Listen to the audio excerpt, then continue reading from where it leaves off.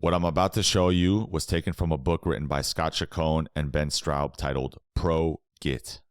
Let's start by introducing ourselves to two commands that will be very useful for inspecting objects in the database.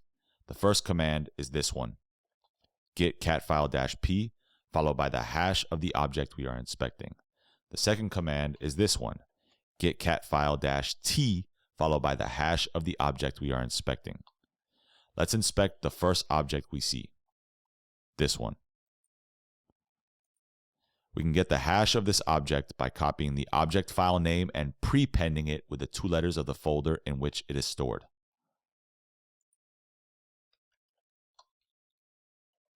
Right? Now that we have these commands, let's run them and observe the output. We can see by the output that this is an example of a commit object. A commit object is a fancy name for a snapshot of our project. A commit object contains a reference to a tree object that we will see later,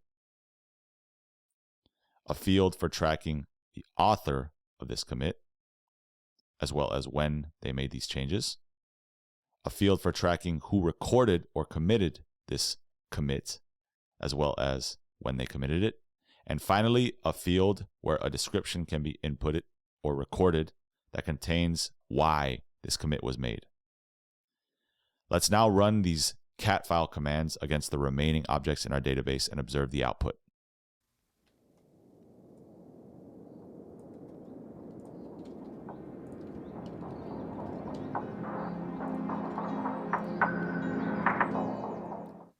Here we can see the output of inspecting the first object. Here we can see the output of inspecting the second object.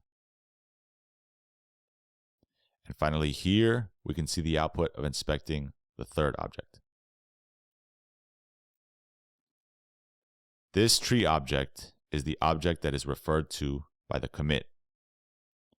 A tree object is how we specify the files and folders that exist at a particular depth of our project snapshot. The file contents are represented by blob objects. These 3 object types, blobs, trees, and commits, can be used to rebuild our project state at any point in time.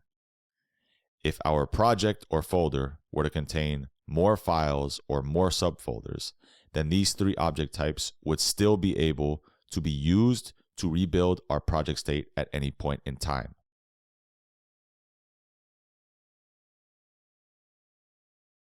Most of the objects you will see in a Git database will be either blobs, trees, or commits. But there is one other type of object you will see in a Git database, and this 4th and final object type is the tag object. To be exhaustive, let's quickly create a tag object to make sure that we understand the concept of tags.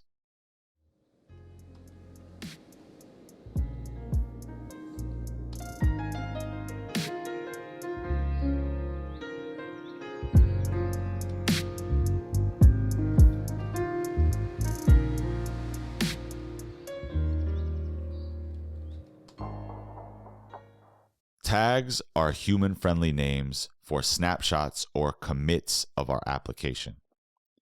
The tag we just made gives us a human-friendly way of referencing the state of our application at a particular point in time. Let's say, hypothetically, that every month for the next 10 years, I were to update this list of my top 3 favorite songs.